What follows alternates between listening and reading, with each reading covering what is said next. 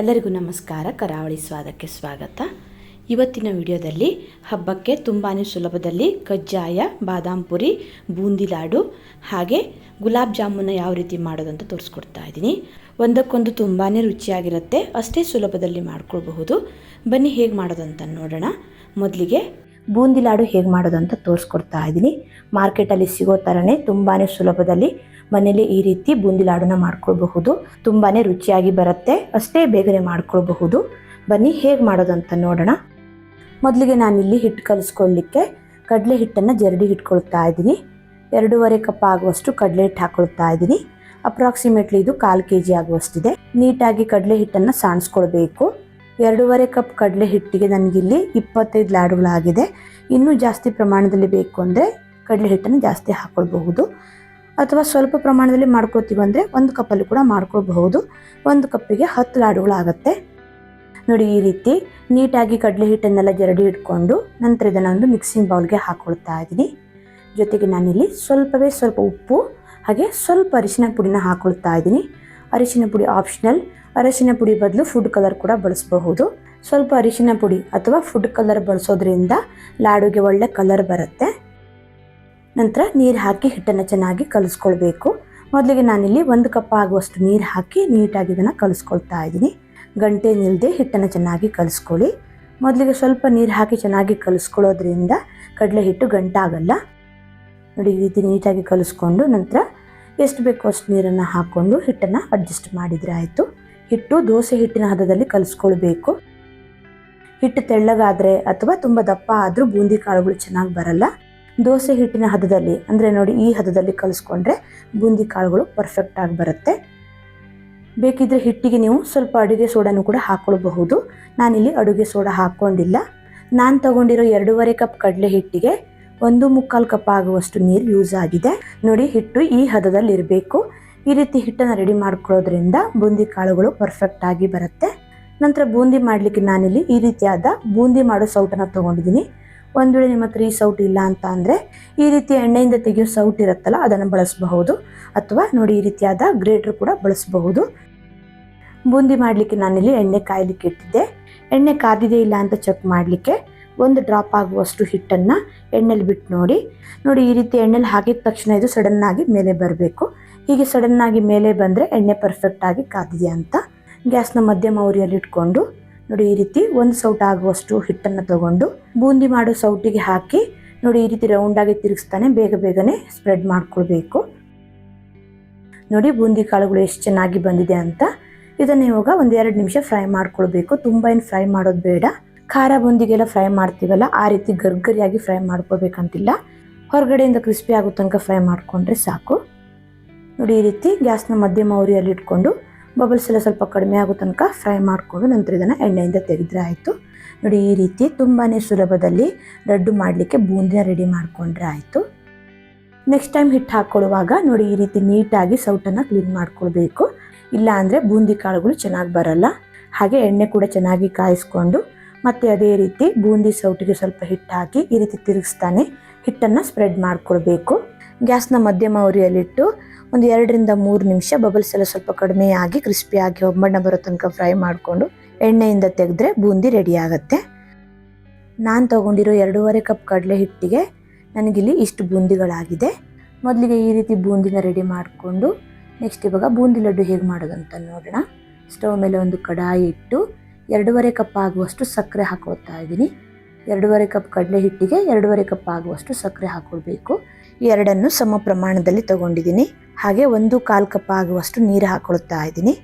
ಸಕ್ಕರೆ ಅರ್ಧ ಭಾಗದಷ್ಟು ನೀರು ಹಾಕ್ಕೊಳ್ಬೇಕು. ಯಾವ ಕಪ್ನ ಅಳತೆಯಲ್ಲಿ ಕಡಲೆ ಹಿಟ್ಟು ತೊಗೊಂಡಿದ್ರಲ್ಲ, ಅದೇ ಕಪ್ನ ಅಳತೆಯಲ್ಲಿ ಸಕ್ಕರೆ ಮತ್ತು ನೀರು ಹಾಕ್ಕೊಂಡ್ರೆ ಬೂಂದಿ ಲಾಡು ಪರ್ಫೆಕ್ಟಾಗಿ ಬರುತ್ತೆ. ಸಕ್ಕರೆನ ಚೆನ್ನಾಗಿ ಕರಗ್ಲಿಕ್ಕೆ ಬಿಡೋಣ. ಸಕ್ಕರೆ ಚೆನ್ನಾಗಿ ಕರಗಿ ಪಾಕ ಆಗಬೇಕು. ಸಕ್ಕರೆ ಬೇಡ ಅಂತ ಅನಿಸಿದರೆ ಸಕ್ಕರೆ ಬದಲು ಬೆಲ್ಲನೂ ಕೂಡ ಹಾಕ್ಕೊಳ್ಬಹುದು. ಸಕ್ಕರೆ ಚೆನ್ನಾಗಿ ಕರಗಿದ ಮೇಲೆ ಒಂದು 8-10 ನಿಮಿಷ ಆದರೂ ಚೆನ್ನಾಗಿ ಕುದಿಸ್ಕೊಳ್ಬೇಕು. ಆವಾಗವಾಗ ಪಾಕನ ಚೆಕ್ ಮಾಡ್ತಾ ಇರಿ. ಸ್ವಲ್ಪ ಗಟ್ಟಿ ಆದಮೇಲೆ ಪಾಕನ ಚೆಕ್ ಮಾಡ್ತಾ ಇದ್ದೀನಿ. ನೋಡಿ, ಈ ರೀತಿ ಒಂದೆಳೆ ಪಾಕ ಬರಬೇಕು, ಪಾಕ ಕಟ್ಟಾಗಬಾರ್ದು. ಹೀಗೆ ಪಾಕನ ರೆಡಿ ಮಾಡಿಕೊಂಡು ಸ್ಟವ್ನ ಆಫ್ ಮಾಡ್ಕೊಳ್ತಾ ಇದ್ದೀನಿ. ಒಂದು 1/4 ಚಮಚ ಆಗುವಷ್ಟು ಏಲಕ್ಕಿ ಪುಡಿನ ಹಾಕಿ ಚೆನ್ನಾಗಿ ಮಿಕ್ಸ್ ಮಾಡಿಕೊಂಡು ಪಾಕನ ಒಂದು 5 ನಿಮಿಷ ತಣಿಲಿಕ್ಕೆ ಬಿಡೋಣ. ತುಂಬ ಬಿಸಿರೋ ಪಾಕಕ್ಕೆ ಬೂಂದಿ ಕಾಳು ಹಾಕಿದರೆ ಎಣ್ಣೆ ಬಿಟ್ಕೊಳ್ಳೋ ಚಾನ್ಸಸ್ ಇರುತ್ತೆ. ಪಾಕನ ಸ್ವಲ್ಪ ತಣಿಲಿಕ್ಕೆ ಬಿಡ್ತಾ ಇದ್ದೀನಿ. ಒಂದು 5ರಿಂದ 10 ನಿಮಿಷ ಹಾಗೆ ಬಿಟ್ಬಿಡಿ. ಸಕ್ಕರೆ ಪಾಕ ಸ್ವಲ್ಪ ತಣದ ಮೇಲೆ ಅಂದರೆ ಒಂದು 5ರಿಂದ 10 ನಿಮಿಷ ಆದಮೇಲೆ ಮಾಡಿಟ್ಕೊಂಡಿರೋ ಬೂಂದಿ ಕಾಳನ್ನು ಹಾಕ್ಕೊಳ್ಬೇಕು. ನಂತರ ಒಂದು 2 ಚಮಚ ಆಗುವಷ್ಟು ತುಪ್ಪಕ್ಕೆ ಸ್ವಲ್ಪ ಲವಂಗ ಹಾಗೆ ಸ್ವಲ್ಪ ಗೋಡಂಬಿನ ಹುರಿದು ಹಾಕ್ಕೊಳ್ತಾ ಇದ್ದೀನಿ. ಲವಂಗ ಹಾಕೊಳ್ಳೋದ್ರಿಂದ ಒಳ್ಳೆ ಫ್ಲೇವರ್ ಬರುತ್ತೆ. ಒಂದು 10 ಆಗುವಷ್ಟು ಲವಂಗ ಹಾಕ್ಕೊಂಡ್ರೆ ಸಾಕು. ಗೋಡಂಬಿ ನಿಮ್ಗೆ ಎಷ್ಟು ಬೇಕೋ ನೀವು ಅಷ್ಟನ್ನು ಹಾಕ್ಕೊಳ್ಬಹುದು. ಗ್ಯಾಸ್ನ ಕಡಿಮೆ ಉರಿಯಲ್ಲಿ ಇಟ್ಕೊಂಡು ಗೋಡಂಬಿ ಸ್ವಲ್ಪ ಕೆಂಪಗಾಗೋ ತನಕ ಚೆನ್ನಾಗಿ ಹುರ್ಕೊಳ್ಳಿ. ನೋಡಿ, ಈ ರೀತಿ ಸ್ವಲ್ಪ ಕೆಂಪಗಾದ್ಮೇಲೆ ಸ್ಟವ್ನ ಆಫ್ ಮಾಡಿ ಸಕ್ಕರೆ ಪಾಕ ಮತ್ತು ಬೂಂದಿ ಕಾಳು ಹಾಕಿಟ್ಟಿದ್ನಲ್ಲ ಅದೇ ಕಡಾಯಿಗೆ ಹಾಕ್ಕೊಳ್ತಾ ಇದ್ದೀನಿ. ಜೊತೆಗೆ ಸ್ವಲ್ಪ ಒಣ ದ್ರಾಕ್ಷಿ ಹಾಗೆ ಸ್ವಲ್ಪ ಕಲ್ಲಂಗಡಿ ಬೀಜನ ಹಾಕ್ಕೊಳ್ತಾ ಇದ್ದೀನಿ. ಕಲ್ಲಂಗಡಿ ಬೀಜ ಇದ್ದರೆ ಹಾಕ್ಕೊಳ್ಳಿ, ಇಲ್ಲ ಅಂತಂದರೆ ಸ್ಕಿಪ್ ಮಾಡ್ಕೊಳ್ಬಹುದು. ಇದ್ರ ಬದಲು ಪಿಸ್ತಾನು ಕೂಡ ಚಿಕ್ಕದಾಗಿ ಕಟ್ ಮಾಡಿ ಹಾಕ್ಕೊಳ್ಬಹುದು. ಇದಿಷ್ಟನ್ನು ಹಾಕ್ಕೊಂಡು ಚೆನ್ನಾಗಿ ಇದನ್ನು ಮಿಕ್ಸ್ ಮಾಡ್ಕೊಳ್ಳಿ. ಸಕ್ಕರೆ ಪಾಕದಲ್ಲಿ ಚೆನ್ನಾಗಿ ಮಿಕ್ಸ್ ಆಗಬೇಕು. ಬೂಂದಿ ಕಾಳು ಸಕ್ಕರೆ ಪಾಕನೆಲ್ಲ ಚೆನ್ನಾಗಿ ಹೀರ್ಕೊಳ್ಬೇಕು. ನೋಡಿ, ಈ ರೀತಿ ಚೆನ್ನಾಗಿ ಇದನ್ನು ಮಿಕ್ಸ್ ಮಾಡಿಕೊಂಡು ಸ್ವಲ್ಪ ಇದು ಗಟ್ಟಿಯಾಗೋ ತನಕ ಹಾಗೆ ಬಿಟ್ಟುಬಿಡಿ. ಬೂಂದಿ ಕಾಳು ಸಕ್ಕರೆ ಪಾಕನೆಲ್ಲ ಹೀರ್ಕೊಂಡು ಸ್ವಲ್ಪ ಡ್ರೈ ಆಗಬೇಕು. ಒಂದು 10ರಿಂದ 15 ನಿಮಿಷ ಆದಮೇಲೆ ತೋರಿಸ್ತಾ ಇದ್ದೀನಿ. ನೋಡಿ, ಸಕ್ಕರೆ ಪಾಕನೆಲ್ಲ ಬೂಂದಿ ಕಾಳು ಚೆನ್ನಾಗಿ ಹೀರ್ಕೊಂಡಿದೆ. ನೀರು ಥರ ಇಲ್ಲ, ಸ್ವಲ್ಪ ಡ್ರೈ ಆಗಿದೆ. ತುಂಬ ಗಟ್ಟಿಯಾಗೋ ತನಕ ಬಿಡಬೇಡಿ, ಉಂಡೆ ಕಟ್ಟಲಿಕ್ಕೆ ಕಷ್ಟ ಆಗಬಹುದು. ನೋಡಿ, ಈ ರೀತಿ ಸ್ವಲ್ಪ ಡ್ರೈ ಆದಮೇಲೆ ಸ್ವಲ್ಪ ಬೂಂದಿ ಕಾಳನ್ನಷ್ಟೇ ತೊಗೊಂಡು ಮಿಕ್ಸಿ ಜಾರಿಗೆ ಹಾಕಿ ಪುಡಿ ಮಾಡ್ಕೊಳ್ತಾ ಇದ್ದೀನಿ. ಜಾಸ್ತಿ ಬೇಡ, ಒಂದು ಅರ್ಧ ಕಪ್ ಆಗುವಷ್ಟು ಬೂಂದಿ ಕಾಳು ಹಾಕ್ಕೊಂಡ್ರೆ ಸಾಕಾಗುತ್ತೆ. ಈ ರೀತಿ ಸ್ವಲ್ಪ ಬೂಂದಿ ಕಾಳನ್ನು ಮಿಕ್ಸಿ ಜಾರಲ್ಲಿ ಪುಡಿ ಮಾಡಿ ಸೇರಿಸ್ಕೊಳ್ಳೋದ್ರಿಂದ ಉಂಡೆನ ಈಸಿಯಾಗಿ ಕಟ್ಕೊಳ್ಬಹುದು. ಚೆನ್ನಾಗಿ ಅಂಟ್ಕೊಳ್ಳುತ್ತೆ, ಉಂಡೆ ಒಡ್ಕೊಳ್ಳಲ್ಲ. ನೋಡಿ, ನಾನಿಲ್ಲಿ ಒಂದು ಅರ್ಧ ಕಪ್ ಆಗುವಷ್ಟು ಬೂಂದಿ ಕಾಳನ್ನು ಹಾಕಿ ಸ್ವಲ್ಪ ತರಿಯಾಗಿ ಪುಡಿ ಮಾಡ್ಕೊಳ್ತಾ ಇದ್ದೀನಿ. ಈ ರೀತಿ ಸ್ವಲ್ಪ ತರಿಯಾಗಿ ಪುಡಿ ಮಾಡಿಕೊಂಡು ನಂತರ ಇದನ್ನು ಈ ಕಡಾಯಿಗೆ ಹಾಕಿ ಚೆನ್ನಾಗಿ ಮಿಕ್ಸ್ ಮಾಡ್ಕೊಳ್ತಾ ಇದ್ದೀನಿ. ತುಂಬ ಡ್ರೈ ಆಗೋ ತನಕ ಬಿಡ್ಲಿಕ್ಕೆ ಹೋಗಬೇಡಿ, ಗಟ್ಟಿಯಾಗಿ ಉಂಡೆ ಕಟ್ಟಲಿಕ್ಕೆ ಕಷ್ಟ ಆಗಬಹುದು. ಸ್ವಲ್ಪ ತೇವಾಂಶ ಇರಬೇಕು, ಅಂದರೆ ಗಟ್ಟಿ ಆಗೋಕ್ಕಿಂತ ಸ್ವಲ್ಪ ಮುಂಚೆನೇ ಉಂಡೆ ಕಟ್ಕೊಳ್ಬೇಕು. ನೋಡಿ, ಈ ರೀತಿ ಚೆನ್ನಾಗಿ ಇದನ್ನು ಮಿಕ್ಸ್ ಮಾಡಿಕೊಂಡು ನಂತರ ಉಂಡೆ ಕಟ್ಕೊಂಡ್ರೆ ಆಯಿತು. ಲಡ್ಡು ಯಾವ ಸೈಜಲ್ಲಿ ಬೇಕು ಅಂತ ನೋಡಿಕೊಂಡು ಅಷ್ಟು ಈ ಬೂಂದಿ ಕಾಳು ಮಿಶ್ರಣನ ತೊಗೊಂಡು ಉಂಡೆ ಕಟ್ಟರೆ ಆಯಿತು. ಉಂಡೆ ದೊಡ್ಡದಾಗಿ ಬೇಕಾದ್ರೆ ಮಾಡ್ಕೊಳ್ಬಹುದು, ಸ್ವಲ್ಪ ಚಿಕ್ಕದಾಗಿ ಕೂಡ ಮಾಡ್ಕೊಳ್ಬಹುದು. ನಿಮ್ಗೆ ಹೇಗೆ ಇಷ್ಟ ಆಗುತ್ತೋ ನೀವು ಆ ರೀತಿ ಮಾಡ್ಕೊಳ್ಳಿ. ನೋಡಿ, 2 ಕೈಯಿಂದ ಈ ರೀತಿ ಪ್ರೆಸ್ ಮಾಡಿಕೊಂಡು ನೀಟಾಗಿ ಉಂಡೆನ ಮಾಡ್ಕೊಂಡ್ರೆ ಆಯಿತು. ಎಷ್ಟು ಚೆನ್ನಾಗಿ ಬಂದಿದೆ ನೋಡಿ. ಈ ರೀತಿ ತುಂಬಾ ಸುಲಭದಲ್ಲಿ ನಾವು ಮನೇಲೆ ಬೂಂದಿ ಲಡ್ಡುನ ಮಾಡ್ಕೊಳ್ಬಹುದು. ಟೇಸ್ಟ್ ಅಂತೂ ಸೂಪರ್ ಆಗಿರುತ್ತೆ. ಇದೇ ರೀತಿ ಇನ್ನೊಂದು ಲಡ್ಡುನ ಮಾಡಿ ತೋರಿಸ್ತಾ ಇದ್ದೀನಿ. ಸ್ವಲ್ಪ ಈ ಬೂಂದಿ ಕಾಳು ಮಿಶ್ರಣನ ತೊಗೊಂಡು ನೋಡಿ, ಈ ರೀತಿ 2 ಕೈಯಿಂದ ಒತ್ತುತ್ತಾನೆ ಲಡ್ಡು ಮಾಡಿಕೊಂಡ್ರೆ ಆಯಿತು. ನೋಡಿ, ಎಷ್ಟು ಚೆನ್ನಾಗಿ ಬಂದಿದೆ ಅಂತ. ಈ ರೀತಿ ನಾವು ತುಂಬಾ ಸುಲಭದಲ್ಲಿ ಮನೇಲೆ ಹೊರಗಡೆ ಮಾರ್ಕೆಟಲ್ಲಿ ಸಿಗೋ ಥರನೇ ತುಂಬಾ ಟೇಸ್ಟಿಯಾಗಿ ಲಡ್ಡುನ ಮಾಡ್ಕೊಳ್ಬಹುದು. ಒಂದ್ಸಲ ಮಾಡಿದರೆ ಮತ್ತೆ ಮತ್ತೆ ಮಾಡಿ ತಿಂದರೆ ಅಷ್ಟು ಚೆನ್ನಾಗಿರುತ್ತೆ. ಯಾವುದೇ ಹಬ್ಬಕ್ಕಾಗಲಿ ಅಥವಾ ಏನಾದರೂ ಸ್ವೀಟ್ ತಿನ್ಬೇಕನ್ಸಿದ್ದಾಗ ಬರೀ ಕಡಲೆ ಹಿಟ್ಟು ಮತ್ತು ಸಕ್ಕರೆನ ಬಳಸ್ಕೊಂಡು ಈ ಲಡ್ಡುನ ಮಾಡ್ಕೊಳ್ಬಹುದು. ನಾನು ತೊಗೊಂಡಿರೋ 2.5 ಕಪ್ ಕಡಲೆ ಹಿಟ್ಟು ಅಂದರೆ 1/4 kg ಕಡಲೆ ಹಿಟ್ಟಿಗೆ ನನಗಿಲ್ಲಿ 25 ಬೂಂದಿ ಲಾಡುಗಳಾಗಿದೆ. ಬೂಂದಿ ಲಾಡು ಹೇಗೆ ಮಾಡೋದಂತ ನೋಡಿದ್ರಲ್ವಾ. ನಂತರ ಸಾಂಪ್ರದಾಯಿಕ ಶೈಲಿಯಲ್ಲಿ ಕಜ್ಜಾಯನ ಯಾವ ರೀತಿ ಮಾಡೋದಂತ ನೋಡೋಣ. ಹೊರಗಡೆಯಿಂದ ಕ್ರಿಸ್ಪಿಯಾಗಿ ಒಳಗಡೆ ನೋಡಿ ಎಷ್ಟು ಸಾಫ್ಟಾಗಿ ಬಂದಿದೆ ಅಂತ. ನೋಡಿ, ಈ ರೀತಿ ಯಾರು ಬೇಕಾದರೂ ತುಂಬಾ ಈಸಿಯಾಗಿ ಯಾವುದೇ ಹಬ್ಬಕ್ಕಾಗಲಿ ಅಥವಾ ಕಜ್ಜಾಯ ತಿನ್ನಬೇಕನ್ನಿಸಿದಾಗ ಕಜ್ಜಾಯನ ಮಾಡ್ಕೋಬಹುದು. ಬನ್ನಿ ಹೇಗೆ ಮಾಡೋದಂತ ನೋಡೋಣ. ಮೊದಲಿಗೆ ನಾನಿಲ್ಲಿ 2 ಕಪ್ ಆಗುವಷ್ಟು ರೇಷನ್ ಅಕ್ಕಿನ ತೊಗೊಂಡಿದ್ದೀನಿ. ಚೆನ್ನಾಗಿ ಇದನ್ನು ನೀರು ಹಾಕಿ ವಾಶ್ ಮಾಡ್ಕೋಬೇಕು. ರೇಷನ್ ಅಕ್ಕಿ ಧೂಳು ಜಾಸ್ತಿ ಇರೋದ್ರಿಂದ 3ರಿಂದ 4 ಸಲ ಚೆನ್ನಾಗಿ ಇದನ್ನು ವಾಶ್ ಮಾಡ್ಕೊಳ್ಳಿ. ರೇಷನ್ ಅಕ್ಕಿ ಬದಲು ದೋಸೆ ಅಕ್ಕಿ ಕೂಡ ಯೂಸ್ ಮಾಡಬಹುದು. 4 ಸಲ ಅಕ್ಕಿನ ಚೆನ್ನಾಗಿ ವಾಶ್ ಮಾಡ್ಕೊಂಡಿದ್ದೀನಿ. ನಂತರ ಸ್ವಲ್ಪ ನೀರು ಹಾಕ್ಕೊಂಡು ಅಕ್ಕಿನ ಚೆನ್ನಾಗಿ ನೆನೆಸ್ಕೋಬೇಕು. 48 ಗಂಟೆ ಅಂದರೆ 2 ದಿನ ಅಕ್ಕಿನ ಚೆನ್ನಾಗಿ ನೆನೆಸ್ಕೋಬೇಕಾಗತ್ತೆ. ದಿನಕ್ಕೆ 2ರಿಂದ 3 ಸಲ ನೀರನ್ನು ಚೇಂಜ್ ಮಾಡ್ಕೋಬೇಕು. 48 ಗಂಟೆ ಆದಮೇಲೆ ಅಂದರೆ 2 ದಿನ ಆದಮೇಲೆ ತೋರಿಸ್ತಾ ಇದ್ದೀನಿ. ನೋಡಿ, ಅಕ್ಕಿ ಚೆನ್ನಾಗಿ ನೆಂದಿದೆ. ನಾನು ಬೆಳಿಗ್ಗೆ ಸಂಜೆ ಅಂತ ದಿನಕ್ಕೆ 2 ಸಲ ನೀರನ್ನು ಚೇಂಜ್ ಮಾಡ್ಕೊಂಡಿದ್ದೀನಿ. 2ನೇ ದಿನವೂ ಅದೇ ರೀತಿ ನೀರು ಚೇಂಜ್ ಮಾಡ್ಕೋಬೇಕು. ನೀರು ಚೇಂಜ್ ಮಾಡಿಲ್ಲ ಅಂದರೆ ಹುಳಿ ಬಂದು ಅಕ್ಕಿ ವಾಸನೆ ಬರುತ್ತೆ. 2 ದಿನ ಆದಮೇಲೆ ಮತ್ತೆ ಒಂದ್ಸಲ ಅಕ್ಕಿನ ಚೆನ್ನಾಗಿ ವಾಶ್ ಮಾಡಿಕೊಂಡು ಸ್ಟ್ರೇನರ್ಗೆ ಹಾಕಿ ಚೆನ್ನಾಗಿ ಇದನ್ನು ಸೋಸ್ಕೋಬೇಕು. ನೀರೇನಿರಬಾರ್ದು. ನೋಡಿ, ಅಕ್ಕಿನ ಸ್ಟ್ರೇನರ್ಗೆ ಹಾಕಿದ್ದೀನಿ. 15 ನಿಮಿಷ ಇದನ್ನು ಹಾಗೆ ಇಡಿ, ನೀರು ಸ್ವಲ್ಪ ಡ್ರೈ ಆಗಲಿ. ನೋಡಿ, 15 ನಿಮಿಷ ಆಗಿದೆ. ನೀರೆಲ್ಲ ಸ್ವಲ್ಪ ಡ್ರೈ ಆಗಿದೆ. ನಂತರ ಅಕ್ಕಿನ ಒಂದು ಕಾಟನ್ ಬಟ್ಟೆ ಮೇಲೆ ಹಾಕಿ ಸ್ವಲ್ಪ ಹೊತ್ತು ಒಣಸ್ಕೋಬೇಕು. ತುಂಬ ಡ್ರೈ ಆಗೋ ತನಕ ಒಣಸ್ಕೋಬಾರ್ದು. ಫ್ಯಾನ್ ಕೆಳಗಡೆ ಒಂದು ಕಾಟನ್ ಬಟ್ಟೆನ ಹಾಕಿ ನೋಡಿ ಈ ರೀತಿ ತೆಳ್ಳಗೆ ಅಕ್ಕಿನ ಹರಡ್ಕೋಬೇಕು. ತುಂಬ ಹೊತ್ತು ಒಣಸೋದು ಬೇಡ. 10ರಿಂದ 15 ನಿಮಿಷ ಫ್ಯಾನ್ ಕೆಳಗಡೆ ನೋಡಿ ಈ ರೀತಿ ಒಣಸ್ಕೊಂಡ್ರೆ ಸಾಕು. ಅಕ್ಕಿ ತುಂಬ ಡ್ರೈ ಆಗಬಾರ್ದು, ಸ್ವಲ್ಪ ತೇವಾಂಶ ಇರಬೇಕು. ಅಷ್ಟರಲ್ಲಿ ಎಳ್ಳನ್ನು ಹುರ್ಕೊಳ್ಳೋಣ. ಸ್ಟವ್ ಮೇಲೆ ಒಂದು ಪ್ಯಾನ್ ಇಟ್ಟು 2 ಚಮಚ ಆಗುವಷ್ಟು ಬಿಳಿ ಎಳ್ಳನ್ನು ಹಾಕೋತಾ ಇದ್ದೀನಿ. ಗ್ಯಾಸ್ನ ಲೋ ಫ್ಲೇಮಲ್ಲಿಟ್ಟು ಎಳ್ಳನ್ನು ಸ್ವಲ್ಪ ಕೆಂಪಗಾಗೋ ತನಕ ಹುರ್ಕೋಬೇಕು. ನೋಡಿ ಈ ರೀತಿ ಚಟ್ಪಟ ಅಂತ ಸಿಡಿಯೋಕ್ಕೆ ಸ್ಟಾರ್ಟ್ ಆದಾಗ ಇದನ್ನು ತೆಗೆದು ಒಂದು ಬೌಲಿಗೆ ಹಾಕಿ ಪಕ್ಕದಲ್ಲಿ ಇಟ್ಕೋತಾ ಇದ್ದೀನಿ. ನಂತರ ಅದೇ ಪ್ಯಾನ್ಗೆ 1 ಚಮಚ ಆಗುವಷ್ಟು ಗಸಗಸೆನ ಹಾಕೋತಾ ಇದ್ದೀನಿ. ಗಸಗಸೆನೂ ಸಹ ಗ್ಯಾಸ್ನ ಲೋ ಫ್ಲೇಮಲ್ಲಿಟ್ಟು ಹುರ್ಕೋಬೇಕು. ನೋಡಿ ಈ ರೀತಿ ಸ್ವಲ್ಪ ಕೆಂಪಗಾಗೋ ತನಕ ಗಸಗಸೆನ ಹುರ್ಕೊಂಡು ಇದನ್ನು ಸಹ ಅದೇ ಬೌಲಿಗೆ ಹಾಕಿ ಸೈಡಲ್ಲಿ ಎತ್ತಿಡ್ತಾ ಇದ್ದೀನಿ. ನಂತರ ಮಿಕ್ಸಿ ಜಾರಿಗೆ 1/4 ಕಪ್ ಆಗುವಷ್ಟು ಒಣ ಕೊಬ್ಬರಿ, ಹಾಗೆ 5 ಏಲಕ್ಕಿ, ಸ್ವಲ್ಪ ಒಣಶುಂಠಿನ ಹಾಕೋತಾ ಇದ್ದೀನಿ. ಒಣಶುಂಠಿ ಆಪ್ಷನಲ್, ಬೇಕಿದ್ರಷ್ಟೇ ಹಾಕೋಬಹುದು. ಹಾಕೋದ್ರಿಂದ ಟೇಸ್ಟ್ ಚೆನ್ನಾಗಿರುತ್ತೆ. ಇದನ್ನು ಇವಾಗ ಸ್ವಲ್ಪ ತರ್ತರಿಯಾಗಿ ಪುಡಿ ಮಾಡ್ಕೋಬೇಕು. ತುಂಬ ತರ್ತರಿಯಾಗಿ ಪುಡಿ ಮಾಡ್ಕೋಬೇಡಿ. ನೋಡಿ ಈ ರೀತಿ ಲೈಟಾಗಿ ತರ್ತರಿಯಾಗಿ ಪುಡಿ ಮಾಡಿಕೊಂಡು ಇದನ್ನು ಎಳ್ಳಿರೋ ಬೌಲಿಗೆ ಹಾಕಿ ಪಕ್ಕದಲ್ಲಿ ಇಟ್ಕೋತಾ ಇದ್ದೀನಿ. ಇದಿಷ್ಟನ್ನು ರೆಡಿ ಮಾಡಿಕೊಂಡು ನೆಕ್ಸ್ಟ್ ಇವಾಗ ಅಕ್ಕಿ ಒಣಗಿದೆ ಅಂತ ಚೆಕ್ ಮಾಡ್ಕೊಳ್ಳೋಣ. ನೋಡಿ 15 ನಿಮಿಷ ಆದಮೇಲೆ ತೋರಿಸ್ತಾ ಇದ್ದೀನಿ. ಅಕ್ಕಿ ಸ್ವಲ್ಪ ಒಣಗಿದೆ. ಅಕ್ಕಿ ತುಂಬ ಡ್ರೈ ಆಗಬಾರ್ದು. ಅಕ್ಕಿಯಲ್ಲಿ ತೇವಾಂಶ ಹಾಗೇ ಇರಬೇಕು, ಆದರೆ ಕೈಗೆ ನೀರು ಅಂಟ್ಕೋಬಾರ್ದು. ನೋಡಿ ಅಕ್ಕಿಯಲ್ಲಿ ತೇವಾಂಶ ಇದೆ, ಆದರೆ ಕೈಗೆ ನೀರು ಅಂಟ್ಕೋತಾ ಇಲ್ಲ. ಫ್ಯಾನ್ ಕೆಳಗಡೆ 10ರಿಂದ 15 ನಿಮಿಷ ಒಣಸ್ಕೊಂಡ್ರೆ ಸಾಕು, ಜಾಸ್ತಿ ಒಣಸ್ಕೊಳ್ಳಿಕ್ಕೆ ಹೋಗಬೇಡಿ. ತುಂಬ ಡ್ರೈ ಆಗೋ ತನಕ ಅಕ್ಕಿನ ಒಣಸ್ಕೊಂಡ್ರೆ ಕಜ್ಜಾಯ ಚೆನ್ನಾಗಿ ಬರಲ್ಲ. ಕೈಗೆ ಒಂಚೂರು ನೀರು ಅಂಟ್ಕೋಬಾರ್ದು, ಆದರೆ ಅಕ್ಕಿಯಲ್ಲಿ ತೇವಾಂಶ ಇರಬೇಕು. ಈ ರೀತಿಯಾಗಿ ಅಕ್ಕಿನ ಒಣಸ್ಕೋಬೇಕಾಗತ್ತೆ. ನಂತರ ಇದನ್ನು ಮಿಕ್ಸಿ ಜಾರಿಗೆ ಹಾಕಿ ಪುಡಿ ಮಾಡ್ಕೋಬೇಕು. ಸ್ವಲ್ಪ ಅಕ್ಕಿನ ಮಿಕ್ಸಿ ಜಾರಿಗೆ ಹಾಕಿ ನುಣ್ಣಗೆ ಪೌಡ್ರ್ ಮಾಡ್ಕೋಬೇಕು.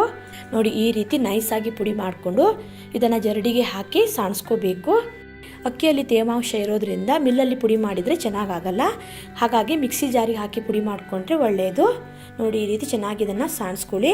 ತರ್ತರಿಯಾಗಿ ಪುಡಿ ಮಾಡಿಕೊಂಡ್ರೆ ಅಥವಾ ಚಿಕ್ಕ ಚಿಕ್ಕ ಪೀಸ್ ಇದ್ದರೆ ಎಣ್ಣೆಲಿ ಬಿಟ್ಟಿದ ತಕ್ಷಣ ಕಜ್ಜಾಯ ಒಡ್ಕೊಳ್ಳೋ ಚಾನ್ಸಸ್ ಇರುತ್ತೆ. ನೋಡಿ ಈ ರೀತಿ ಹಿಟ್ಟಲ್ಲಿ ತೇವಾಂಶ ಇರಬೇಕು. ಹಿಟ್ಟು ತೊಗೊಂಡು ಮುಷ್ಟಿ ಕಟ್ಟಿದಾಗ ನೋಡಿ ಈ ರೀತಿ ಉಂಡೆ ಆಗಬೇಕು.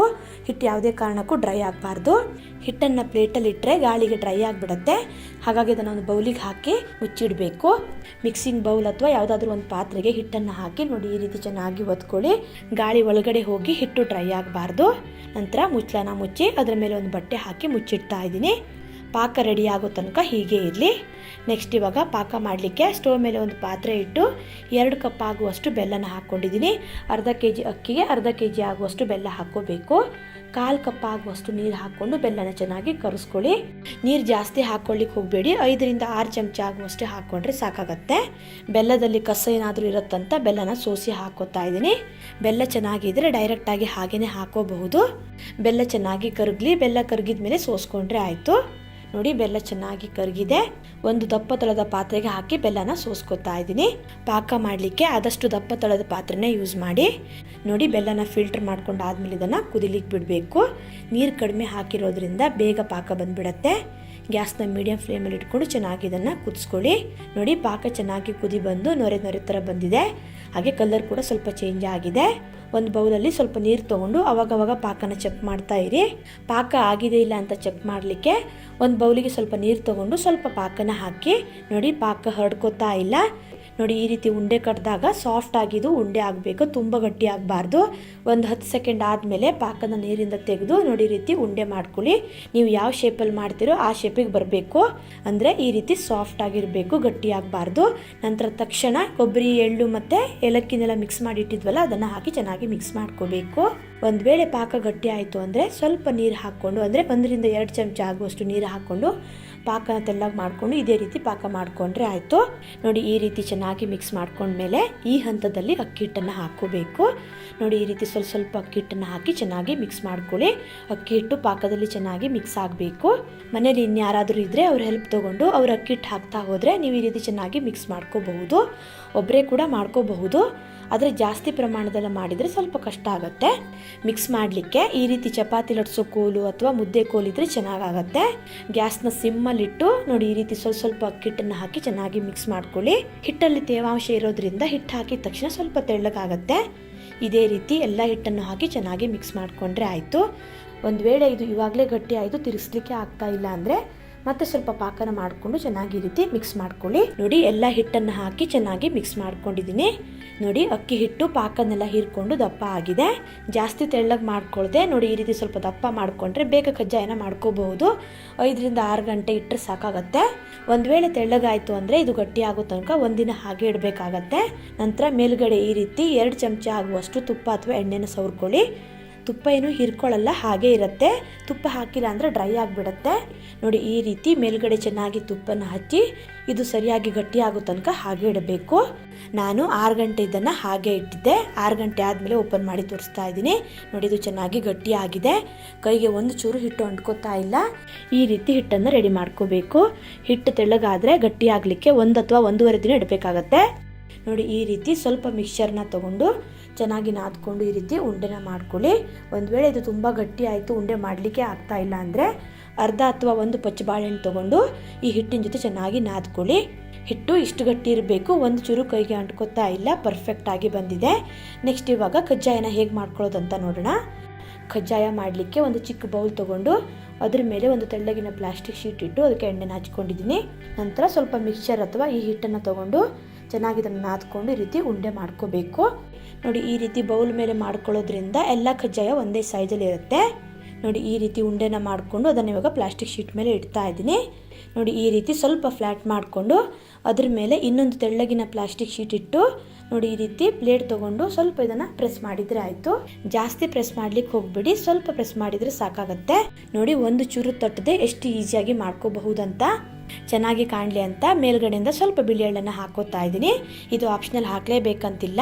ಹಾಕೋದ್ರಿಂದ ನೋಡ್ಲಿಕ್ಕೂ ಚೆನ್ನಾಗಿ ಕಾಣಿಸುತ್ತೆ, ತಿನ್ನುವಾಗಲೂ ಬಾಯಿಗೆ ಅಲ್ಲಲ್ಲಿ ಸಿಗ್ತಾ ಇರುತ್ತೆ. ನೋಡಿ ಈ ರೀತಿ ಸ್ವಲ್ಪ ದಪ್ಪ ಇರಬೇಕು, ತೆಳ್ಳಗೆ ಮಾಡ್ಕೊಳ್ಳಿಕ್ಕೆ ಹೋಗಬೇಡಿ. ಈ ರೀತಿ ಬೇಡ ಅಂತ ಅಂದರೆ ನೆಕ್ಸ್ಟ್ ಇವಾಗ ಇನ್ನೊಂದು ರೀತಿಲಿ ಮಾಡಿ ತೋರಿಸ್ತಾ ಇದ್ದೀನಿ. ಸ್ವಲ್ಪ ಹಿಟ್ಟನ್ನು ತೊಗೊಂಡು ಚೆನ್ನಾಗಿ ಇದನ್ನು ನಾದ್ಕೊಂಡು ಈ ರೀತಿ ಉಂಡೆನ ಮಾಡಿ ನೋಡಿ ಈ ರೀತಿ ಕೈಯಿಂದ ತಟ್ಕೊಂಡ್ರೆ ಆಯಿತು. ಕಜ್ಜಾಯನ ತುಂಬ ತೆಳ್ಳಗೆ ಮಾಡ್ಕೊಳ್ಳಿಕ್ಕೆ ಹೋಗಬಾರ್ದು. ನೋಡಿ ಈ ರೀತಿ ಸ್ವಲ್ಪ ದಪ್ಪನೇ ಮಾಡ್ಕೋಬೇಕು. ಇಷ್ಟು ದಪ್ಪ ಮಾಡಿಕೊಂಡ್ರೆ ಕಜ್ಜಾಯ ಪರ್ಫೆಕ್ಟ್ ಆಗಿ ಬರುತ್ತೆ. ನೋಡಿ ನಾನಿಲ್ಲಿ 2 ರೀತಿಯಲ್ಲಿ ತೋರಿಸಿದ್ದೀನಿ. ನಿಮ್ಗೆ ಹೇಗಾಗುತ್ತೋ ನೀವು ಆ ರೀತಿ ಮಾಡ್ಕೋಬಹುದು. ನೆಕ್ಸ್ಟ್ ಇವಾಗ ಇದನ್ನು ಫ್ರೈ ಮಾಡ್ಕೋಬೇಕು. ಆಲ್ರೆಡಿ ನಾನು ಎಣ್ಣೆನ ಕಾಯ್ಲಿಕ್ಕೆ ಇಟ್ಟಿದ್ದೆ. ಎಣ್ಣೆ ಮೀಡಿಯಮ್ ಆಗಿ ಕಾದ್ಮೇಲೆ ಗ್ಯಾಸ್ನ ಲೋ ಟು ಮೀಡಿಯಮ್ ಫ್ಲೇಮಲ್ಲಿ ಇಟ್ಕೊಂಡು ಫ್ರೈ ಮಾಡ್ಕೋಬೇಕು. ಹಾಕಿದ ತಕ್ಷಣ ಇದನ್ನು ಮಗ್ಸ್ಲಿಕ್ಕೆ ಹೋಗಬೇಡಿ. ನೋಡಿ ಈ ರೀತಿ ಮೇಲ್ಗಡೆ ಬಂದ ಮೇಲೆ ಇದನ್ನು ಮಗ್ಚ್ ಹಾಕೋಬೇಕು. 2 ಕಡೆ ಈ ರೀತಿ ಚೆನ್ನಾಗಿ ಮಗ್ಚ್ ಹಾಕ್ತಾನೆ ಫ್ರೈ ಮಾಡ್ಕೊಳ್ಳಿ. ಎಣ್ಣೆ ಬೆಂಡಿ ಚಿಕ್ಕದಾಗಿದ್ದರೆ ಒಂದು ಸಲ ಒಂದನ್ನೇ ಹಾಕಿ ಫ್ರೈ ಮಾಡ್ಕೊಳ್ಳಿ. ಎಣ್ಣೆ ಬೆಂಡಿ ದೊಡ್ಡ ತೊಗೊಂಡಿದ್ರೆ 2ರಿಂದ 3 ಹಾಕಿ ಫ್ರೈ ಮಾಡ್ಕೋಬಹುದು. ನೋಡಿ ಈ ರೀತಿ 2 ಕಡೆ ಚೆನ್ನಾಗಿ ಕಂದು ಬಣ್ಣ ಬರೋ ತನಕ ಫ್ರೈ ಮಾಡಿಕೊಂಡು ನಂತರ ಈ ರೀತಿ ಸ್ವಲ್ಪ ಪ್ರೆಸ್ ಮಾಡಿಕೊಂಡು ಎಣ್ಣೆನ ತೆಕ್ಕೋಬೇಕು.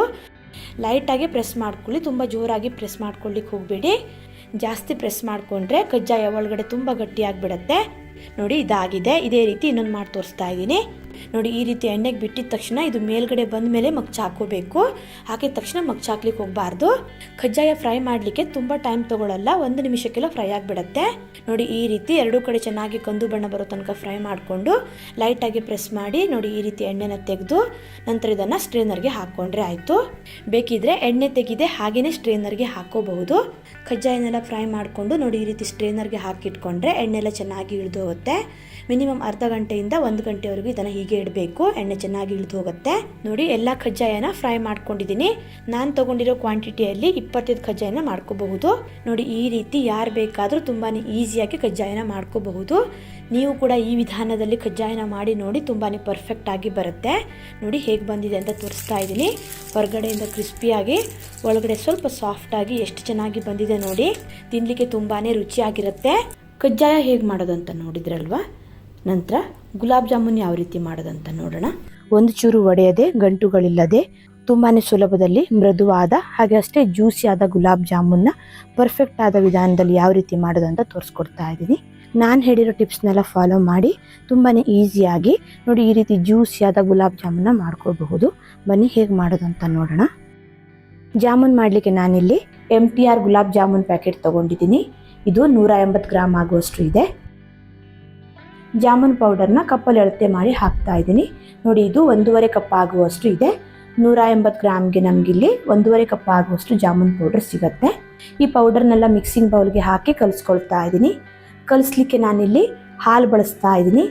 ಹಾಲು ಬಳಸೋದ್ರಿಂದ ಟೇಸ್ಟ್ ಚೆನ್ನಾಗಿರುತ್ತೆ. ಹಾಲು ಬದಲು ನೀರು ಕೂಡ ಬಳಸಬಹುದು. ಅದೇ ಕಪ್ನ ಅಳತೆಯಲ್ಲೇ ಅರ್ಧ ಕಪ್ ಆಗುವಷ್ಟು ಚೆನ್ನಾಗಿ ಕಾಯಿಸಿ ಆರಿಸಿದ ಹಾಲನ್ನು ತಗೊಂಡಿದ್ದೀನಿ.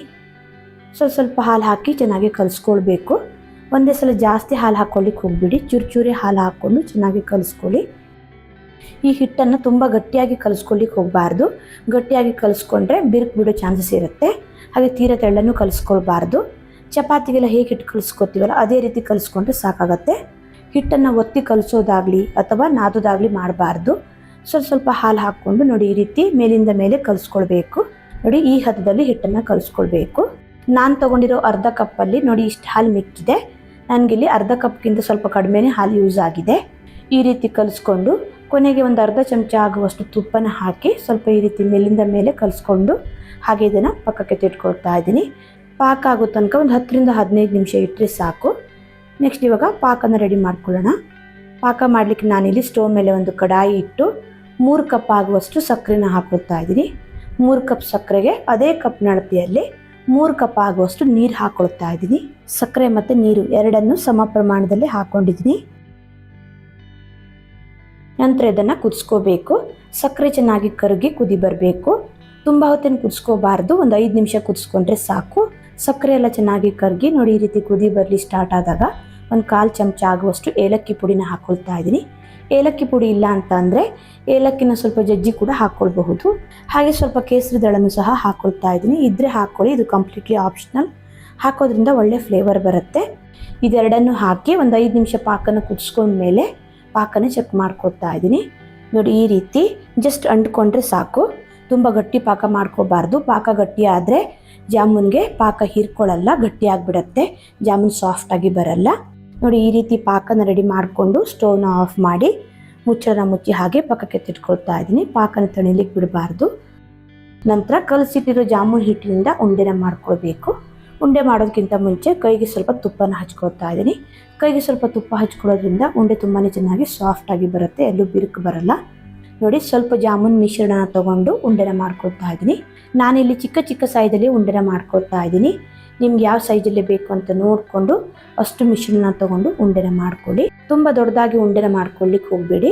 ಒಳಗಡೆ ಎಲ್ಲ ಫ್ರೈ ಆಗಲಿಕ್ಕೆ ಸ್ವಲ್ಪ ಜಾಸ್ತಿ ಟೈಮ್ ತೊಗೊಳುತ್ತೆ. ಅದು ಅಲ್ಲದೆ ಸಕ್ಕರೆ ಪಾಕನೆಲ್ಲ ಹೀರ್ಕೊಂಡು ಡಬಲ್ ಆಗುತ್ತೆ. ನೋಡಿ ಈ ರೀತಿ ಸ್ವಲ್ಪ ಈ ಮಿಶ್ರಣನ ತೊಗೊಂಡು ಉಂಡೆನ ಮಾಡ್ಕೊಂಡ್ರೆ ಆಯಿತು. ಎರಡೂ ಕೈಯಿಂದ ನೋಡಿ ಈ ರೀತಿ ರೌಂಡಾಗಿ ತಿರುಗಿಸ್ತಾ ಉಂಡೆನ ಮಾಡ್ಕೊಳ್ಬೇಕು. ನೋಡಿ ಎಷ್ಟು ಚೆನ್ನಾಗಿ ಬಂದಿದೆ ಅಂತ, ಒಂಚೂರು ಕ್ರ್ಯಾಕ್ ಬಂದಿಲ್ಲ. ಈ ರೀತಿ ಮಾಡೋದ್ರಿಂದ ಜಾಮೂನ್ ತುಂಬಾ ಚೆನ್ನಾಗಿ ಬರುತ್ತೆ. ಇದೇ ರೀತಿ ನಾನಿಲ್ಲಿ ಎಲ್ಲ ಉಂಡೆನೂ ಮಾಡಿಟ್ಕೊಂಡಿದ್ದೀನಿ. ಇದನ್ನು ಇವಾಗ ಎಣ್ಣೆಲಿ ಫ್ರೈ ಮಾಡ್ಕೊಳ್ಬೇಕು. ಎಣ್ಣೆ ಜಾಸ್ತಿ ಕಾದಿರಬಾರ್ದು, ಲೈಟಾಗಿ ಕಾದಿರಬೇಕು.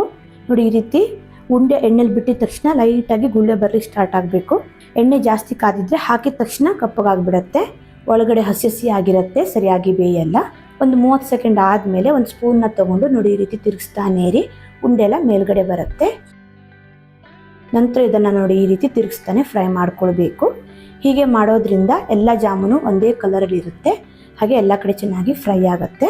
ಗ್ಯಾಸ್ನ ಕಡಿಮೆ ಉರಿಯಲ್ಲಿ ಇಟ್ಕೊಂಡೆ ಫ್ರೈ ಮಾಡ್ಕೊಳ್ಬೇಕು. ಹೈ ಫ್ಲೇಮಲ್ಲಿ ಇಟ್ಕೊಂಡು ಯಾವುದೇ ಕಾರಣಕ್ಕೂ ಫ್ರೈ ಮಾಡ್ಕೋಬಾರ್ದು. ಬಬಲ್ಸ್ ಎಲ್ಲ ಕಡಿಮೆ ಆಗಿ ನೋಡಿ ಈ ರೀತಿ ಹೊಂಬಣ್ಣ ಬರೋ ತನಕ ಇದನ್ನು ಫ್ರೈ ಮಾಡಿಕೊಂಡು ಎಣ್ಣೆಯಿಂದ ತೆಗೆದ್ರೆ ಆಯಿತು. ನೋಡಿ ಎಷ್ಟು ಚೆನ್ನಾಗಿ ಬಂದಿದೆ ಅಂತ, ಒಂದು ಉಂಡೆನೂ ಸಹ ಕ್ರ್ಯಾಕ್ ಬಂದಿಲ್ಲ. ಎಲ್ಲವನ್ನು ಇದೇ ರೀತಿ ಫ್ರೈ ಮಾಡಿಕೊಂಡು ನಂತರ ಇದನ್ನು ಸಕ್ಕರೆ ಪಾಕಕ್ಕೆ ಹಾಕೊಳ್ತಾ ಇದ್ದೀನಿ. ತುಂಬ ಬಿಸಿರು ಸಕ್ಕರೆ ಪಾಕಕ್ಕೆ ಉಂಡೆನ ಹಾಕೊಳ್ಳಿಕ್ಕೆ ಹೋಗಬೇಡಿ. ಸಕ್ಕರೆ ಪಾಕ ಮತ್ತು ಉಂಡೆ ಎರಡು ಸ್ವಲ್ಪ ಬಿಸಿ ಇರಬೇಕು, ತಣ್ಣದಿರಬಾರ್ದು. ಇದನ್ನು ಅರ್ಧ ಗಂಟೆ ಹಾಗೆ ಬಿಡೋಣ, ಸಕ್ಕರೆ ಪಾಕ ಚೆನ್ನಾಗಿ ಹೀರ್ಕೊಳ್ಳಿ. ಅರ್ಧ ಗಂಟೆಗಿಂತ ಸ್ವಲ್ಪ ಜಾಸ್ತಿ ಟೈಮ್ ಕೂಡ ಇಡಬಹುದು. ಮಿನಿಮಮ್ ಅರ್ಧ ಗಂಟೆ ಆದರೂ ಇಡಲೇಬೇಕು. ನೋಡಿ ಅರ್ಧ ಗಂಟೆ ಆದಮೇಲೆ ತೋರಿಸ್ತಾ ಇದ್ದೀನಿ. ಸಕ್ಕರೆ ಪಾಕನ್ನೆಲ್ಲ ಹೀರ್ಕೊಂಡು ಜಾಮೂನ್ ಡಬಲ್ ಸೈಜ್ ಆಗಿದೆ. ಹಾಗೆ ನೋಡಿ ಎಷ್ಟು ಸಾಫ್ಟಾಗಿ ಬಂದಿದೆ ಅಂತ. ಪಾಕನ್ನೆಲ್ಲ ಹೀರ್ಕೊಂಡು ನೋಡಿ ಜಾಮೂನ್ ಎಷ್ಟು ಜ್ಯೂಸಿಯಾಗಿ ಬಂದಿದೆ ಅಂತ. ನಾನು ಹೇಳಿರೋ ಟಿಪ್ಸ್ ಮತ್ತು ಟ್ರಿಕ್ಸ್ನೆಲ್ಲ ಫಾಲೋ ಮಾಡಿ ಯಾರು ಬೇಕಾದರೂ ಈಸಿಯಾಗಿ ನೋಡಿ ಈ ರೀತಿ ಸಾಫ್ಟ್ ಆದ ಜ್ಯೂಸಿಯಾದ ಗುಲಾಬ್ ಜಾಮೂನ್ನ ಮಾಡ್ಕೊಳ್ಬಹುದು. ಗಂಟುಗಳಿಲ್ಲದೆ ಒಂಚೂರು ಒಡೆಯದೆ ನೋಡಿ ಜಾಮೂನ್ ಎಷ್ಟು ಪರ್ಫೆಕ್ಟ್ ಆಗಿ ಬಂದಿದೆ ಅಂತ. ಗುಲಾಬ್ ಜಾಮೂನ್ ಹೇಗೆ ಮಾಡೋದು ಅಂತ ನೋಡಿದ್ರಲ್ವಾ. ನಂತರ ಬಾದಾಮಿ ಏನು ಹಾಕದೆ ತುಂಬಾ ಸುಲಭದಲ್ಲಿ ಬಾದಾಮ್ ಪೂರಿನ ಹೇಗೆ ಮಾಡೋದು ಅಂತ ನೋಡೋಣ. ಈ ರೀತಿ ಒಂದ್ಸಲ ಬಾದಾಮ್ ಪೂರಿನ ಮಾಡಿ ನೋಡಿ. ಒಂದು ವಾರದವರೆಗೂ ಬಾದಾಮ್ ಪೂರಿ ಗರ್ಗರಿಯಾಗಿ ಜ್ಯೂಸಿಯಾಗಿರುತ್ತೆ. ನೋಡಿ ಯಾವ ರೀತಿ ಕ್ರಿಸ್ಪಿಯಾಗಿ ಜ್ಯೂಸಿಯಾಗಿ ಬಂದಿದೆ ಅಂತ. ಮಾಡೋದು ಅಷ್ಟೇ ತುಂಬಾ ಸುಲಭ. ಬನ್ನಿ ಮಾಡುವ ವಿಧಾನ ನೋಡೋಣ. ಮೊದಲಿಗೆ ನಾನಿಲ್ಲಿ ಒಂದು ಮಿಕ್ಸಿಂಗ್ ಬೌಲ್ ತೊಗೊಂಡು 2 ಕಪ್ ಆಗುವಷ್ಟು ಮೈದಾ ಹಿಟ್ಟನ್ನು ಹಾಕೋತಾ ಇದ್ದೀನಿ. ನಂತರ ಸ್ವಲ್ಪ ಉಪ್ಪು ಹಾಕೋತಾ ಇದ್ದೀನಿ. 2 ಚಿಟಿಕೆ ಆಗುವಷ್ಟು ಉಪ್ಪಿರಬಹುದು. ಹಾಗೆ ನಾನಿಲ್ಲಿ ಕಲರ್ಗೋಸ್ಕರ 1/4 ಚಮಚ ಆಗುವಷ್ಟು ಅರಿಶಿನ ಪೌಡರ್ ಯೂಸ್ ಮಾಡ್ತಾ ಇದ್ದೀನಿ. ಅರಿಶಿನ ಪೌಡರ್ ಬದಲು ಯೆಲ್ಲೋ ಫುಡ್ ಕಲರ್ ಕೂಡ ಯೂಸ್ ಮಾಡಬಹುದು. ಚೆನ್ನಾಗಿ ಈ ರೀತಿ ಒಂದ್ಸಲ ಮಿಕ್ಸ್ ಮಾಡಿಕೊಂಡು ನಂತರ ಇದಕ್ಕೆ ಸ್ವಲ್ಪ ತುಪ್ಪನ ಬಿಸಿ ಮಾಡಿ ಹಾಕೋತಾ ಇದ್ದೀನಿ. 3 ರಿಂದ 4 ಚಮಚ ಆಗುವಷ್ಟು ತುಪ್ಪನ ಹಾಕೊಂಡಿದ್ದೀನಿ. ತುಪ್ಪದ ಬದಲು ಎಣ್ಣೆನೂ ಕೂಡ ಹಾಕೋಬಹುದು. ತುಪ್ಪ ಹಾಕೋದ್ರಿಂದ ಟೇಸ್ಟ್ ಚೆನ್ನಾಗಿ ಬರುತ್ತೆ. ತುಪ್ಪ ಅಥವಾ ಎಣ್ಣೆನ ಈ ರೀತಿ ಬಿಸಿ ಮಾಡಿ ಹಾಕೋದ್ರಿಂದ ಬಾದಾಮ್ ಪುರಿ ಕ್ರಿಸ್ಪಿಯಾಗಿ ಬರುತ್ತೆ. ನೋಡಿ, ಈ ರೀತಿ ಚೆನ್ನಾಗಿ ಇದನ್ನು ಮಿಕ್ಸ್ ಮಾಡ್ಕೋಬೇಕು. ತುಪ್ಪ ಹಿಟ್ಟಲ್ಲಿ ಚೆನ್ನಾಗಿ ಬೆರಿಬೇಕು. ನೋಡಿ, ಈ ರೀತಿ ಮುಷ್ಟಿ ಕಟ್ಟಿದಾಗ ಶೇಪ್ ಬರಬೇಕು. ನೋಡಿ, ಈ ರೀತಿ ಮಿಕ್ಸ್ ಮಾಡ್ಕೊಂಡಾದ್ಮೇಲೆ ನಂತರ ಸ್ವಲ್ಪ ನೀರು ಹಾಕ್ಕೊಂಡು ಹಿಟ್ಟನ್ನು ಚೆನ್ನಾಗಿ ಕಲಿಸ್ಕೋಬೇಕು. ಒಂದೇ ಸಲ ಜಾಸ್ತಿ ನೀರು ಹಾಕಿ ಕಲಿಸ್ಕೊಳ್ಳಿಕ್ಕೆ ಹೋಗಬೇಡಿ, ಹಿಟ್ಟು ತೆಳ್ಳಗಾಗ್ಬಿಡುತ್ತೆ. ನೋಡಿ, ಈ ರೀತಿ ಚೂರೇ ನೀರು ಹಾಕ್ಕೊಂಡು ಹಿಟ್ಟನ್ನು ಚೆನ್ನಾಗಿ ಕಲಿಸ್ಕೊಳ್ಳಿ. ನಾವು ಚಪಾತಿ ಪೂರಿಗೆಲ್ಲ ಹೇಗೆ ಹಿಟ್ಟು ಕಲಿಸ್ಕೊತೀವಲ್ಲ ಅದೇ ರೀತಿ ಕಲಿಸ್ಕೊಂಡ್ರೆ ಆಯಿತು. ನೋಡಿ, ಈ ರೀತಿ ಚೆನ್ನಾಗಿ ಹಿಟ್ಟನ್ನು ಕಲಿಸ್ಕೋಬೇಕು. ನೋಡಿ, ನಾನಿಲ್ಲಿ ಹಿಟ್ಟು ಕಲಿಸ್ಕೊಳ್ಳಿಕ್ಕೆ 1 ಕಪ್ ಆಗುವಷ್ಟು ನೀರು ತೊಗೊಂಡಿದ್ದೆ. ಅದರಲ್ಲಿ ಅರ್ಧ ಕಪ್ಗಿಂತ ಸ್ವಲ್ಪ ಜಾಸ್ತಿನೇ ನೀರು ಯೂಸ್ ಆಗಿದೆ. ನೋಡಿ, ಹಿಟ್ಟು ಕಲಿಸ್ಕೊಂಡಾದ್ಮೇಲೆ ನಂತರ ಇದನ್ನು ಚೆನ್ನಾಗಿ ನಾದ್ಕೋಬೇಕು. ಹಿಟ್ಟು ಸಾಫ್ಟ್ ಆಗಬೇಕು. ನೋಡಿ, ಈ ರೀತಿ ಸಾಫ್ಟ್ ಆಗೋ ತನಕ 2 ರಿಂದ 3 ನಿಮಿಷ ಇದನ್ನು ಚೆನ್ನಾಗಿ ನಾದ್ಕೊಳ್ಳಿ.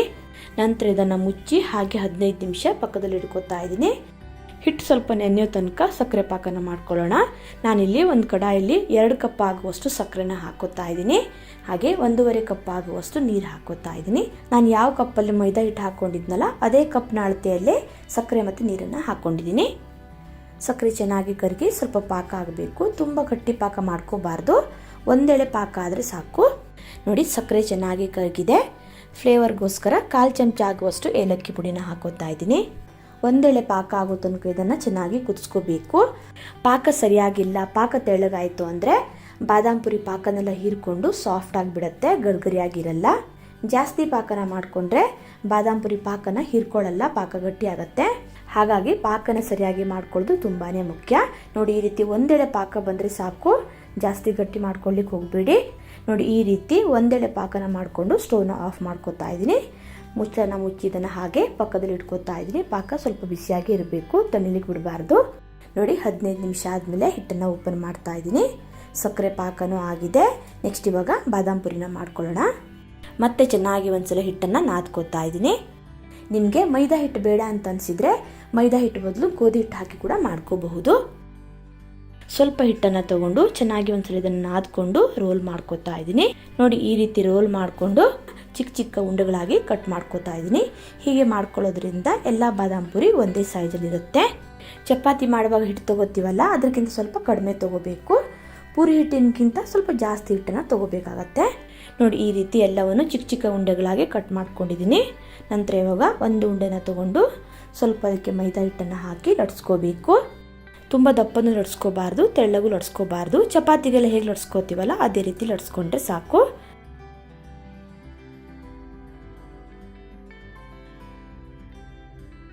ನೋಡಿ, ಈ ರೀತಿ ಲಟ್ಸ್ಕೊಂಡಾದ್ಮೇಲೆ ಇದನ್ನು ಫೋಲ್ಡ್ ಮಾಡ್ಕೋಬೇಕು. ನಂತರ ನೋಡಿ, ಈ ರೀತಿ ಫೋಲ್ಡ್ ಮಾಡ್ಕೊಂಡಾದ್ಮೇಲೆ ಮತ್ತೆ ಇದನ್ನು ಇನ್ನೊಂದು ಸಲ ವಿಡಿಯೋದಲ್ಲಿ ತೋರಿಸಿದ ಹಾಗೆ ಫೋಲ್ಡ್ ಮಾಡ್ಕೋಬೇಕು. ನೋಡಿ, ಈ ರೀತಿ ಫೋಲ್ಡ್ ಮಾಡ್ಕೊಂಡಾದ್ಮೇಲೆ 2 ಕಡೆಲಿರೋ ಎಡ್ಜಸ್ಸನ್ನು ಸ್ವಲ್ಪ ಪ್ರೆಸ್ ಮಾಡ್ಕೋಬೇಕು. ಈ ರೀತಿ ಪ್ರೆಸ್ ಮಾಡ್ಕೊಂಡಾದ್ಮೇಲೆ ಇದನ್ನು ಸ್ವಲ್ಪ ಲಟ್ಸ್ಕೋಬೇಕು. ನೋಡಿ, ಈ ರೀತಿ ಟ್ರಯಾಂಗಲ್ ಶೇಪಲ್ಲಿ ಫೋಲ್ಡ್ ಮಾಡಿಕೊಂಡು ನಿಧಾನಕ್ಕೆ ಇದನ್ನು ಸ್ವಲ್ಪ ಲಟ್ಸ್ಕೊಳ್ಳಿ. ತುಂಬ ಜೋರಾಗಿ ಲಟ್ಸ್ಕೊಳ್ಳಿಕ್ಕೆ ಹೋಗಬೇಡಿ, ಲೇಯರ್ ಚೆನ್ನಾಗಿ ಬರಲ್ಲ. ನೋಡಿ, ಈ ಲೇಯರ್ ಕಾಣ್ತಾ ಇದೆಯಲ್ವಾ, ಅದ್ರ ಮೇಲೆ ಲಟ್ಸ್ಕೊಳ್ಳಿಕ್ಕೆ ಹೋಗಬಾರ್ದು. ಅದಕ್ಕಿಂತ ಸ್ವಲ್ಪ ಕೆಳಗಡೆ ಈ ರೀತಿ ನೋಡಿ ನಿಧಾನಕ್ಕೆ ಸ್ವಲ್ಪ ಲಟ್ಸ್ಕೊಂಡ್ರೆ ಸಾಕು. ನೋಡಿ, ಈ ರೀತಿ ಲಟ್ಸ್ಕೊಳ್ಳೋದ್ರಿಂದ ಬಾದಾಮ್ ಪುರಿಗೆ ಲೇಯರ್ ಚೆನ್ನಾಗಿ ಬರುತ್ತೆ. ನೋಡಿ, ಇದಾಗಿದೆ. ತುಂಬಾ ಈಸಿಯಾಗಿ ಮಾಡ್ಕೋಬಹುದಲ್ವಾ. ನೋಡಿ, ಲೇಯರ್ ಎಷ್ಟು ಚೆನ್ನಾಗಿ ಬಂದಿದೆ ಅಂತ. ಅದೇ ರೀತಿ ಇವಾಗ ಇನ್ನೊಂದು ಮಾಡಿ ತೋರಿಸ್ತಾ ಇದ್ದೀನಿ. ನೋಡಿ, ಈ ರೀತಿ ಸ್ವಲ್ಪ ಹಿಟ್ಟನ್ನು ತೊಗೊಂಡು ಉಂಡೆನ ಮಾಡಿ ಇದನ್ನು ಲಟ್ಸ್ಕೋಬೇಕು. ಲಟ್ಸ್ಕೊಳ್ಳಿಕ್ಕೆ ಸ್ವಲ್ಪ ಮೈದಾ ಹಿಟ್ಟನ್ನು ಹಾಕೋತಾ ಇದ್ದೀನಿ. ನೋಡಿ, ಈ ರೀತಿ ಪೂರಿ ಅಥವಾ ಚಪಾತಿಗೆ ಲಟ್ಸ್ಕೋತೀವಲ್ಲ ಅದೇ ರೀತಿ ಲಟ್ಸ್ಕೊಂಡಿದ್ದನ್ನು ನಾನು ವಿಡಿಯೋದಲ್ಲಿ ತೋರಿಸಿದ ಹಾಗೆ ನೋಡಿ ಈ ರೀತಿ ಟ್ರಯಾಂಗಲ್ ಶೇಪಲ್ಲಿ ಫೋಲ್ಡ್ ಮಾಡ್ಕೋಬೇಕು. ನೋಡಿ, ಈ 2 ತುದಿನ ಸ್ವಲ್ಪ ಪ್ರೆಸ್ ಮಾಡಿಕೊಂಡು ಮೇಲಿಂದ ಮೇಲೆ ಇದನ್ನು ನಿಧಾನಕ್ಕೆ ಲಟ್ಸ್ಕೋಬೇಕು. ನೋಡಿ, ಈ ಲೇಯರ್ ಕಾಣುತ್ತಲ್ಲ ಅದ್ರ ಮೇಲೆ ಲಟ್ಸ್ಕೊಳ್ಳಿಕ್ಕೆ ಹೋಗಬಾರ್ದು. ನೋಡಿ, ಎಷ್ಟು ಈಸಿಯಾಗಿ ಮಾಡ್ಕೋಬಹುದು ಅಂತ. ನೋಡಿ, ಎಷ್ಟು ಚೆನ್ನಾಗಿ ಬಂದಿದೆ ಅಲ್ವಾ. ಅದೇ ರೀತಿ ನಾನು ಇಲ್ಲಿ ಸ್ವಲ್ಪ ಮಾಡಿಟ್ಕೊಂಡಿದ್ದೀನಿ. ಇದನ್ನು ಇವಾಗ ಎಣ್ಣೆಯಲ್ಲಿ ಫ್ರೈ ಮಾಡ್ಕೋಬೇಕು. ನಾನು ಆಲ್ರೆಡಿ ಎಣ್ಣೆನ ಕಾಯ್ಲಿಕ್ಕೆ ಇಟ್ಟಿದ್ದೆ. ಎಣ್ಣೆ ಮೀಡಿಯಮ್ ಆಗಿ ಕಾದ್ಮೇಲೆ ಒಂದೊಂದಾಗಿ ಎಣ್ಣೆಲಿ ಬಿಟ್ಟು ಫ್ರೈ ಮಾಡ್ಕೋಬೇಕು. ಎಣ್ಣೆ ಜಾಸ್ತಿ ಕಾದಿದ್ರೆ ಹಾಕಿದ ತಕ್ಷಣ ಕಪ್ಪಗಾಗ್ಬಿಡುತ್ತೆ, ಒಳಗಡೆ ಸರಿಯಾಗಿ ಬೇಯಲ್ಲ. ಗ್ಯಾಸ್ನ ಮೀಡಿಯಂ ಫ್ಲೇಮಲ್ಲಿ ಇಟ್ಕೊಂಡು ಚೆನ್ನಾಗಿ ಇದನ್ನು ಫ್ರೈ ಮಾಡ್ಕೊಳ್ಳಿ. ಎಲ್ಲ ಕಡೆ ಚೆನ್ನಾಗಿದ್ದು ಫ್ರೈ ಆಗಲಿ. ನೋಡಿ ಈ ರೀತಿ ಒಂದು ಕಡೆ ಇದು ಸ್ವಲ್ಪ ಫ್ರೈ ಆದಮೇಲೆ ಮಗ್ಚ ಹಾಕಿ ಇನ್ನೊಂದು ಕಡೆ ಇದನ್ನು ಫ್ರೈ ಮಾಡ್ಕೋಬೇಕು. ನೋಡಿ ಈ ರೀತಿ ತಿರುಗಿಸ್ತಾನೆ ಫ್ರೈ ಮಾಡ್ಕೊಳ್ಳಿ, ಎಲ್ಲ ಕಡೆ ಚೆನ್ನಾಗಿ ಫ್ರೈ ಆಗುತ್ತೆ. ಕ್ರಿಸ್ಪಿಯಾಗಿ ಹೊಂಬಣ್ಣ ಬರೋ ತನಕ ಇದನ್ನು ಫ್ರೈ ಮಾಡ್ಕೊಂಡಾದ್ಮೇಲೆ ಎಣ್ಣೆಯಿಂದ ತೆಗೆದ್ರೆ ಆಯಿತು. ನೋಡಿ ಲೇಯರ್ಸ್ ಎಲ್ಲ ಎಷ್ಟು ಚೆನ್ನಾಗಿ ಬಂದಿದೆ ಅಂತ, ತುಂಬಾ ಈಸಿಯಾಗಿ ಮಾಡ್ಕೋಬಹುದಲ್ವಾ. ನೋಡಿ ಇದಾಗಿದೆ. ಎಣ್ಣೆಯಿಂದ ತೆಗೆದು ಇದನ್ನು ಇವಾಗ ಸಕ್ಕರೆ ಪಾಕಕ್ಕೆ ಹಾಕೋಬೇಕು. ಸಕ್ಕರೆ ಪಾಕದಲ್ಲಿ ಹಾಕಿದ್ಮೇಲೆ ಚೆನ್ನಾಗಿ ಇದನ್ನು ಸಕ್ಕರೆ ಪಾಕದಲ್ಲಿ ಮುಳುಗಿಸ್ಬೇಕು. ಬಾದಾಮ್ ಪುರಿ ಸಕ್ಕರೆ ಪಾಕನೆಲ್ಲ ಚೆನ್ನಾಗಿ ಹೀರ್ಕೋಬೇಕು. ಪಾಕ ತುಂಬ ಬಿಸಿನೂ ಇರಬಾರ್ದು, ತಣ್ಣಗೂ ಇರಬಾರ್ದು. ಸ್ವಲ್ಪ ಬಿಸಿರೋ ಪಾಕಕ್ಕೆ ಬಾದಾಮ್ ಪುರಿನೆಲ್ಲ ಹಾಕೋಬೇಕು. ಒಂದು ವೇಳೆ ಪಾಕ ತಣ್ಣಗಾಯಿತು ಅಂದರೆ ಸ್ಟವ್ ಮೇಲೆ ಇಟ್ಟು ಸ್ವಲ್ಪ ಇದನ್ನು ಬಿಸಿ ಮಾಡ್ಕೊಳ್ಳಿ. ನೋಡಿ ಈ ರೀತಿ ಚೆನ್ನಾಗಿ ಸಕ್ಕರೆ ಪಾಕದಲ್ಲಿ ಬಾದಾಮ್ ಪುರಿನೆಲ್ಲ ಡಿಪ್ ಮಾಡ್ಕೋಬೇಕು. ಲೇಯರ್ ಒಳಗಡೆ ಎಲ್ಲ ಸಕ್ಕರೆ ಪಾಕ ಚೆನ್ನಾಗಿ ಹೋಗಬೇಕು. ಇನ್ನೊಂದು ಬ್ಯಾಚಸಲ್ಲಿ ಬಾದಾಮ್ ಪುರಿನ ಫ್ರೈ ಮಾಡ್ಕೊಳ್ಳೋ ತನಕ ನೋಡಿ ಇದು ಸಕ್ಕರೆ ಪಾಕನೆಲ್ಲ ಚೆನ್ನಾಗಿ ಹಿಡ್ಕೊಂಡಿದೆ. ಇದನ್ನು ಇವಾಗ ತೆಗೆದ್ರೆ ಆಯಿತು. ನೋಡಿ ಈ ವಿಧಾನದಲ್ಲಿ ಒಂದ್ಸಲ ಬಾದಾಮ್ ಪುರಿನ ಮಾಡಿ ನೋಡಿ, ತುಂಬಾ ಪರ್ಫೆಕ್ಟಾಗಿ ಚೆನ್ನಾಗಿ ಬರುತ್ತೆ. ಟೇಸ್ಟು ಅಷ್ಟೇ ತುಂಬಾ ಚೆನ್ನಾಗಿರುತ್ತೆ. ನೀವು ಇದನ್ನು ಒಂದು ವಾರದವರೆಗೆ ಇಟ್ಟರು ಗರ್ಗರಿಯಾಗಿ ಜ್ಯೂಸಿಯಾಗಿ ಇರುತ್ತೆ, ತುಂಬಾ ಚೆನ್ನಾಗಿ ಬರುತ್ತೆ. ಒಂದ್ಸಲ ಇದನ್ನು ಟ್ರೈ ಮಾಡಿ ನೋಡಿ. ನೋಡಿ ಈ ರೀತಿ ಸಕ್ಕರೆ ಪಾಕದಿಂದ ತೆಗೆದು ಸ್ಟ್ರೇನರ್ ಕೆಳಗಡೆ ಒಂದು ಪ್ಲೇಟ್ನ ಇಟ್ಟು ಸ್ಟ್ರೇನರ್ಗೆ ಇದನ್ನು ಹಾಕೋತಾ ಇದ್ದೀನಿ. ಹೀಗೆ ಇಡೋದ್ರಿಂದ ಸಕ್ಕರೆ ಪಾಕ ಚೆನ್ನಾಗಿ ಇಳಿದು ಹೋಗುತ್ತೆ. ನೋಡಿ ಬಾದಾಮ್ ಪುರಿ ರೆಡಿ ಆಗಿದೆ. ಮೇಲ್ಗಡೆಯಿಂದ ಸ್ವಲ್ಪ ಒಣ ಕೊಬ್ಬರಿ ತುರಿನ ಹಾಕಿ ಗಾರ್ನಿಷ್ ಮಾಡ್ಕೋತಾ ಇದ್ದೀನಿ. ನೋಡಿ ತುಂಬಾ ರುಚಿಯಾದ ಗರ್ಗರಿಯಾದ ಹಾಗೆ ಅಷ್ಟೇ ಜ್ಯೂಸಿಯಾದ ಬಾದಾಮ್ ಪುರಿ ರೆಡಿ ಆಗಿದೆ. ನೋಡಿ ಎಷ್ಟು ಚೆನ್ನಾಗಿ ಬಂದಿದೆ ಅಂತ. ನೋಡಿ ಒಳಗಡೆ ಲೇಯರ್ಸ್ ಎಲ್ಲ ಎಷ್ಟು ಚೆನ್ನಾಗಿ ಬಂದಿದೆ ಅಂತ. ಸಕ್ಕರೆ ಪಾಕನೂ ಅಷ್ಟೇ ಚೆನ್ನಾಗಿ ಹೀರ್ಕೊಂಡಿದೆ. ನೀವು ಕೂಡ ಈ ರೀತಿ ಒಂದ್ಸಲ ಬಾದಾಮ್ ಪುರಿನ ಮಾಡಿ ನೋಡಿ, ತುಂಬಾ ಸೂಪರ್ ಆಗಿ ಪರ್ಫೆಕ್ಟ್ ಆಗಿ ಬರುತ್ತೆ. ವಿಡಿಯೋ ಇಷ್ಟ ಆದರೆ ಲೈಕ್, ಶೇರ್, ಕಾಮೆಂಟ್ ಮಾಡಿ. ಹಾಗೆ ನನ್ನ ಚಾನೆಲ್ನ ಸಬ್ಸ್ಕ್ರೈಬ್ ಮಾಡಿ ಸಪೋರ್ಟ್ ಮಾಡಿ. ಮತ್ತೆ ಸಿಗ್ತೀನಿ ಹೊಸ ವಿಡಿಯೋ ಒಂದಿಗೆ. ಧನ್ಯವಾದಗಳು.